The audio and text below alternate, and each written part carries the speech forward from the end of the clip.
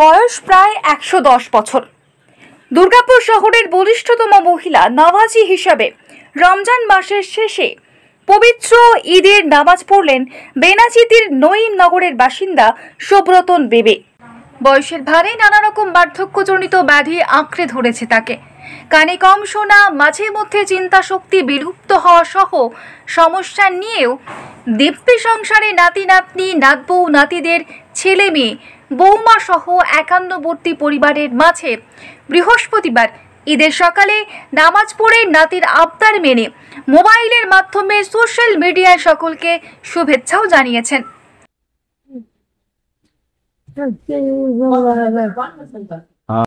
দেখেছেন ব্রিটিশ যুগ, মহাত্মা গান্ধীর ভারত ছাড়ো আন্দোলন।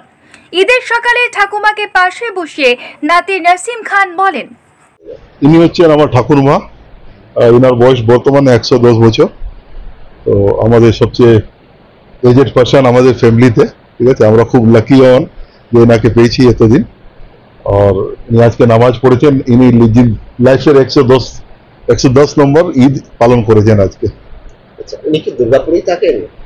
প্রথমে তো এখন দুর্গাপুরে আছেন, যেহেতু আমরা এখানে দুর্গাপুর আছে। বিহার হচ্ছে আমাদের গয়াতে অ্যাকচুয়াল বাড়ি, গয়াতে থেকেছেন। তারপরে প্রথমে আগে কলকাতায় থাকতেন। 46-এ কলকাতা থেকে মাইগ্রেট করে আবার বিহারে গিয়েছেন, আবার বিহার থেকে ফিরে এসে 56-এ দুর্গাপুরে আছেন।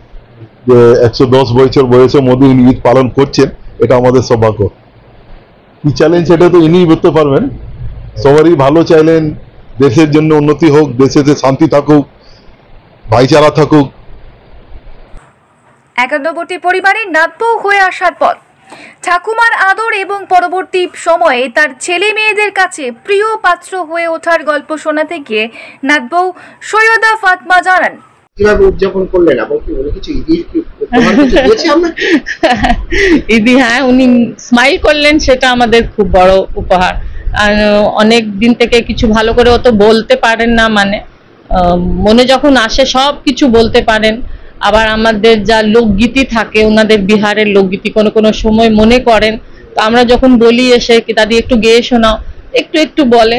কিন্তু আমি অনেক শুনেছি ওনার কাছে, খুব ভালো ভালো গান, ভালো ভালো স্টোরি এখনো আমার বাচ্চারা বলে, কেন কি এসে দেখে। তো আজকে ঈদে তো উনি আমরা ভিডিও দেখলাম, আমি তখন দেখে বললাম ওয়াও, কত ভালো ভিডিও আমার হাজবেন্ড এটা দেখলো, করেছে যে দাদি সবাইকে ঈদ মোবারক বলছে। মানে তিনি বুঝতে পারছেন যে ঈদ আছে আজকে, আর ঈদের জন্য সবাইকে হ্যাঁ উইশ করছেন। হ্যাঁ, সেটা খুবই ভালো লেগেছে। এরকম থাকুক দাদি, আমাদের একটা আশীর্বাদের মতন আছেন।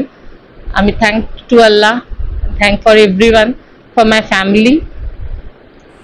এখন আগের মতো দাদি চলাফেরা করতে পারে না বয়সের ভারে, তবে ঈদের সকালে নামাজ সেরে প্রণাম করলে ঈদের টাকা দিতে ভোলেন না বলে জানাতে গিয়ে ইমরান খান বলেন, বলতে ঠাকুমা যেরকম এনজয় করেন, আমাদের ছোটবেলা থেকেই বড় করেছেন ইনি।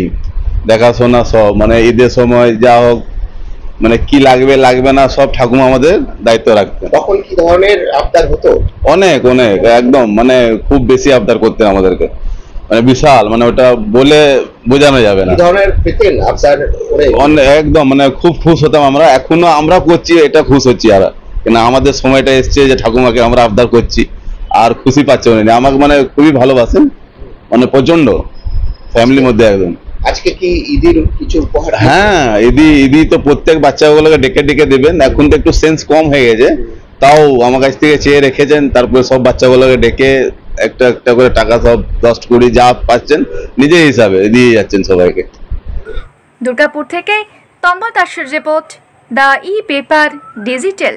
DSMS, a premier management college in Durgapur. Admission open for hotel management, hospital management, tourism management, BBA, BCA and nursing. Excellent training and placement assistance. Join now. DSMS, gateway to success.